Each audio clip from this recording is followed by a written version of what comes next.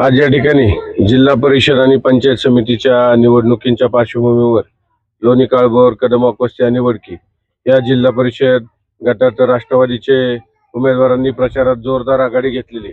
आम्ही या ठिकाणी वाड्या वस्त्यांवर फिरत असताना आपण पाहतो की आज जिल्हा परिषदेची निवडणूक हे फक्त जे शोभेचं भावलं नसून त्या माध्यमातून लोकांचा विकास होणं गरजेचं आहे. मागील 5 वर्षामध्ये ग्रामपंचायतींनी केलेला विकास, मला कोणावर टीका करायची नाहीये, पण ग्रामपंचायतमध्ये आपण पाहतो की गेल्या 5 वर्षामध्ये बाहेरचा निधी किती आणला आणि गावाचा विकास कशा पद्धतीने झाला. आज या ठिकाणी राष्ट्रवादी काँग्रेस पक्षानं जिल्हा परिषदेसाठी सौ शीतलताई सुजित कांबळे या सुशिक्षित महिला उमेदवारांना जिल्हा परिषद काम करण्याची संधी दिली. त्या स्वतः या ठिकाणी शिक्षिका आहेत. त्यांचे पती सुजित कांबळे हे आदर्श वकील म्हणून या ठिकाणी चांगल्या पद्धतीचं काम करतायत. पंचायत समिती लोणी काळभोर वडकी गटातील उमेदवार रेश्माताई युवराज काळभोर या आदर्श गृहिणी आहेत.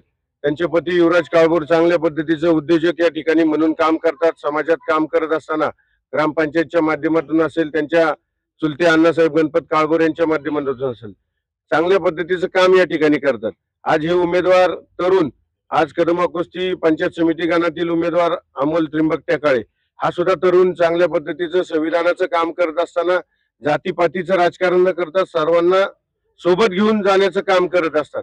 आज जिल्हा परिषदेच्या माध्यमातून हे सुशिक्षित उमेदवार ज्या दिवशी निवडून समाज त्यांना देईल त्यावेळेस जिल्हा परिषदेमध्ये जाऊन आपल्या गावाचे प्रश्न मांडता आले पाहिजेत आणि गावाचे जे प्रश्न आहेत ते सोडवून त्या ठिकाणी निधी कसा खेचून आणता येईल या पद्धतीचं काम करणारे हे उमेदवार आहेत, सुशिक्षित उमेदवार आहेत आणि सर्वात महत्वाचं म्हणजे चारित्र्य संपन्न हे उमेदवार आहेत. आणि या उमेदवारांना निवडून दिल्यानंतर ही जनता निवडून देणारच आहे.